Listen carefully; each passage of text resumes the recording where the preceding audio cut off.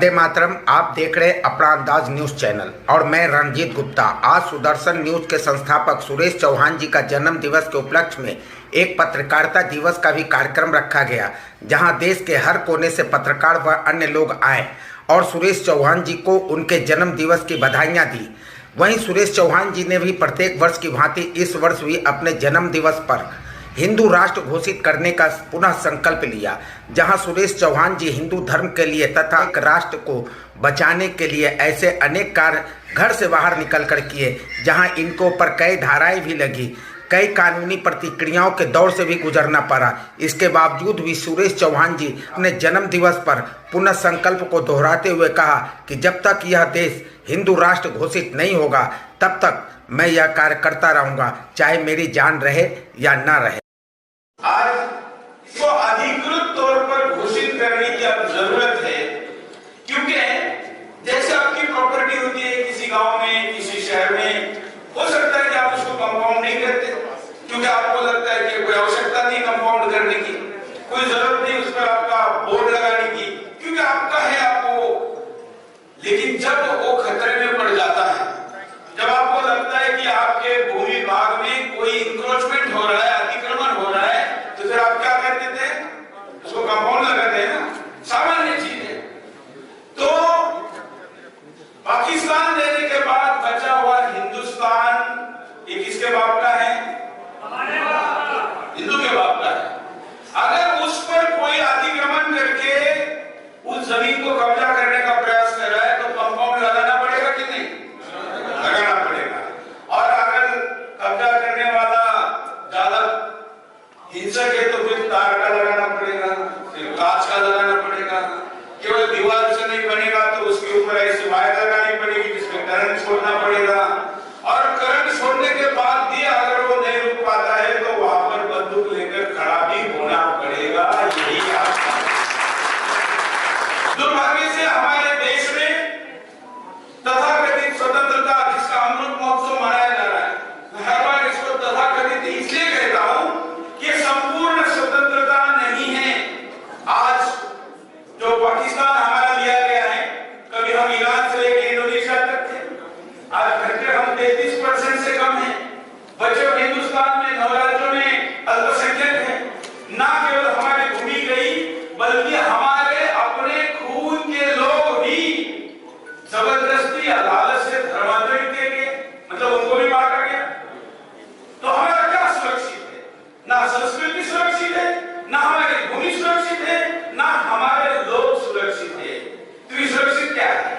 और अगर कुछ नहीं है तो फिर उस ऐसी व्यवस्था का, ऐसे देश का, ऐसे समाज का किसी न किसी दिन समाप्त होना तय है।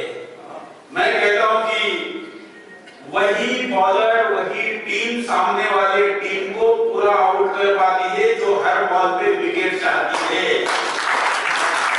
कोई सत्ता नहीं। इस सरकार को 2024 के चुनाव में जाने के पहले इस देश को हिंदू राष्ट्र घोषित करना ही होगा।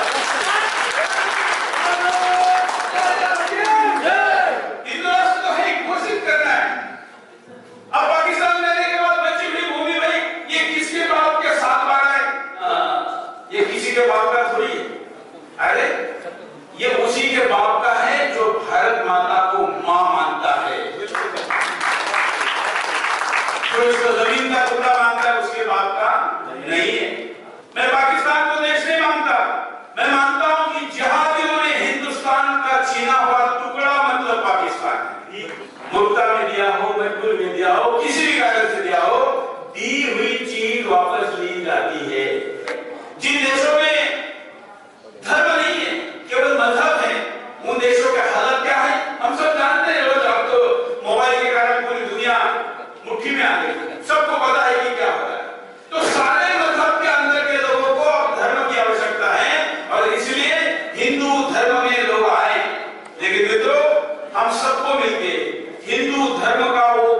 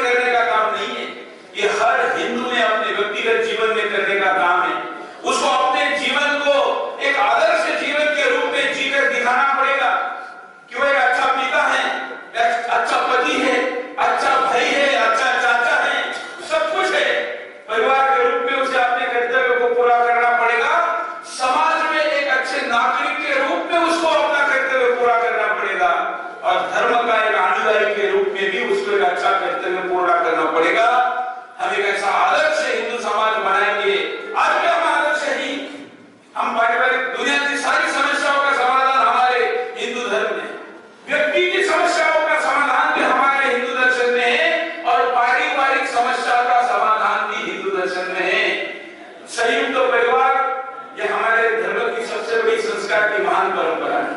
दूसरे देशों में परिवार नाम की व्यवस्था नहीं है। हमारे यहाँ पर गरीब से गरीब व्यक्ति भी घर का कुछ बेचना भी पड़े तो भी बेचेगा और अपने माँ बाप का अंत्य विधि अंत्य संस्कार ठीक से करेगा।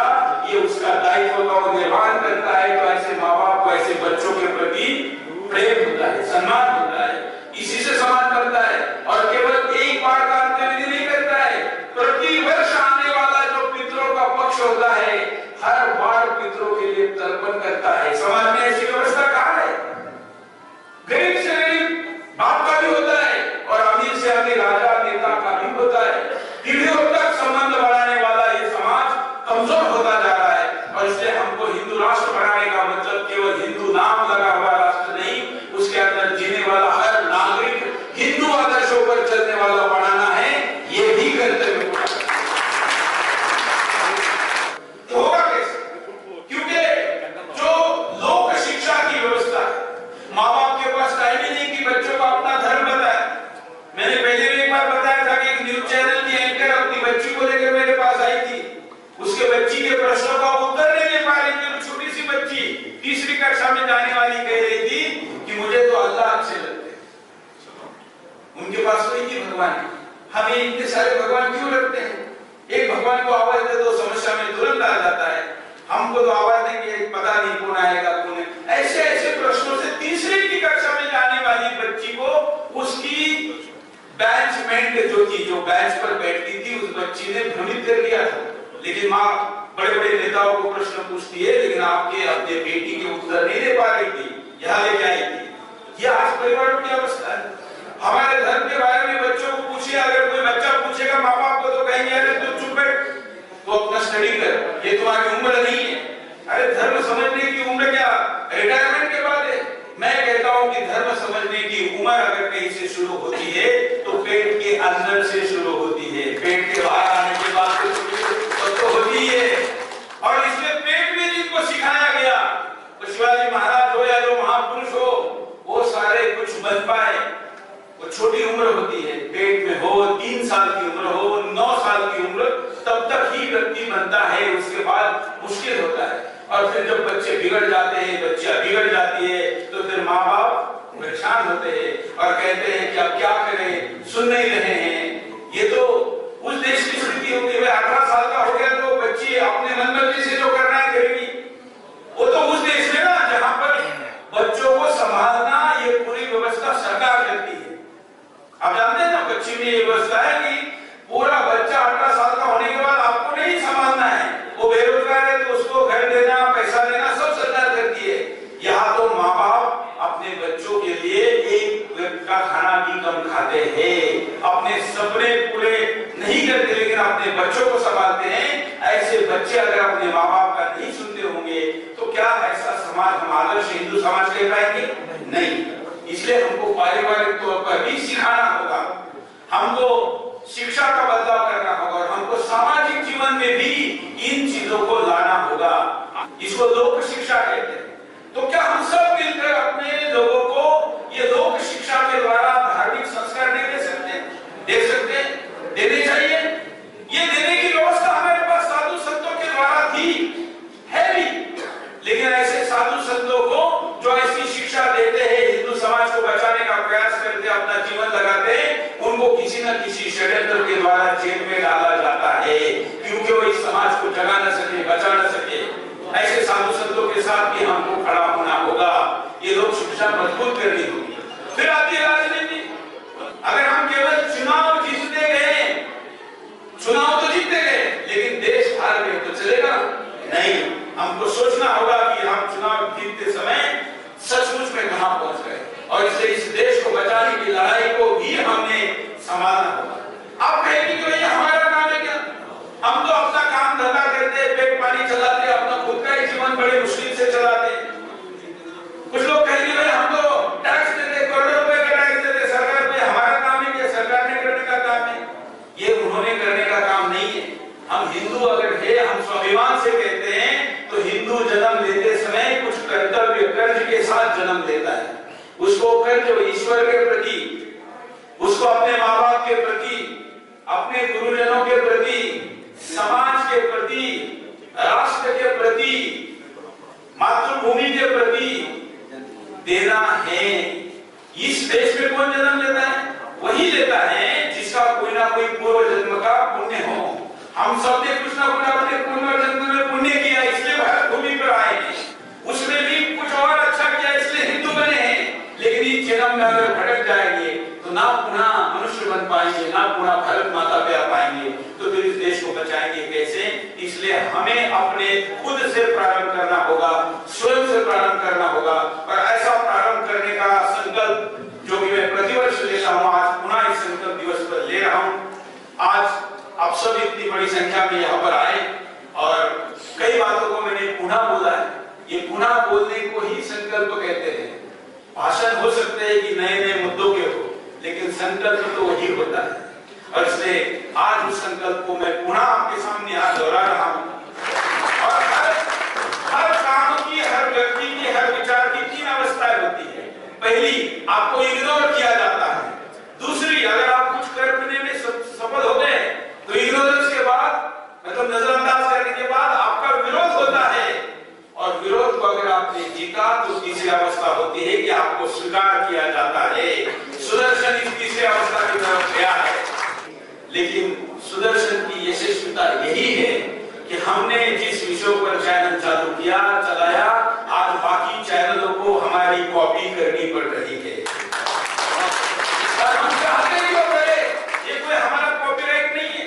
अब अराजकता, क्योंकि राजनीतिक दृष्टिकोण से मोदी को हटाया नहीं जा सकता, तो अराजकता के द्वारा ही इस देश में अशांति पैदा करके कुछ हो सकता है। इस रास्ते पर देश को लेकर जाने का प्रयास है। तो 2022 एजेंडा है कि आदिवासी के नाम पर उतारो, किसान हो गए, सेना में विद्रोह करने का प्रयास होगा, बहुत कुछ होगा, जाति के आधार पर होगा।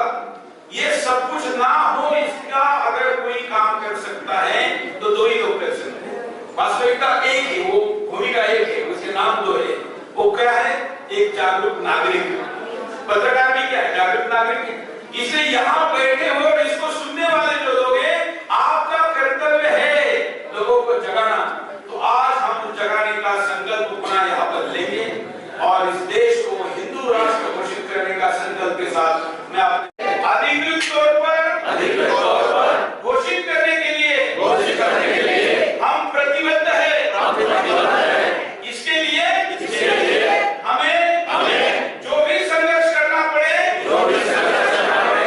वो हम करेंगे। इसके लिए अगर बलिदान देने की आवश्यकता हो वो हम देंगे। जय हिंद, जय भारत, वंदे मातरम। मैं रणजीत गुप्ता, अपना अंदाज न्यूज चैनल, दिल्ली।